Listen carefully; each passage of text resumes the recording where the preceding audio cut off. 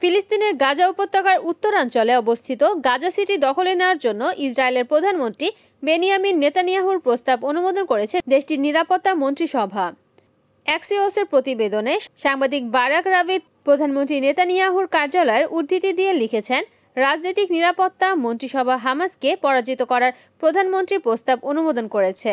Israeli সেনাবাহিনী Gaza city দখলের প্রস্তুতি নেবে এবং একই সঙ্গে যুদ্ধক্ষেত্রের বাইরে থাকা সাধারণ ফিলিস্তিনিদের জন্য মানবিক সহায়তার ব্যবস্থা করবে। এক সিনিয়র ইসরায়েলি কর্মকর্তার বরাতে জানানো হয়েছে, আগামী 7ই অক্টোবরের মধ্যে গাজা শহর থেকে সব ফিলিস্তিনিকে কেন্দ্রীয় শিবির ও অন্যান্য এলাকায় সরিয়ে নেওয়ার পরিকল্পনা রয়েছে। এরপর শহরে থাকা হামাস যোদ্ধাদের অবরুদ্ধ করে স্থল অভিযান চালানো হবে। ওয়াশিংটন থেকে আল জাজিরা সাংবাদিক শিহাব রাট্টানসি জানান, গাজা দখলের এই পদক্ষেপের ইঙ্গিত গত কয়েকদিন ধরেই মিলছিল।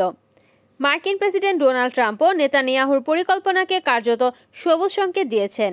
এর আগের দিন ফক্স নিউজকে দেওয়া এক সাক্ষাৎকারে নেতানিয়াহু বলেছিলেন, Will Israel take control of all of Gaza?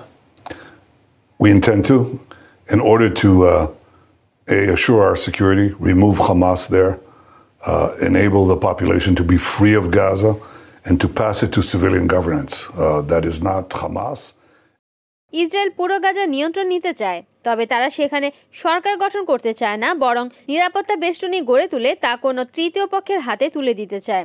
তবে নেতানিয়াহুর এই ঘোষণার তীব্র সমালোচনা করেছেন ইসরায়েলের বিরোধী দলীয় নেতা ইয়ার লাপিদ। তিনি বলেন, নেতানিয়াহুর এই প্রস্তাব মানে আরও যুদ্ধ, আরও জিম্মির মৃত্যু, সেই সঙ্গে অঢেল অর্থের অপচয়। Desk news, Kamruzzaman Kamrul, NN TV।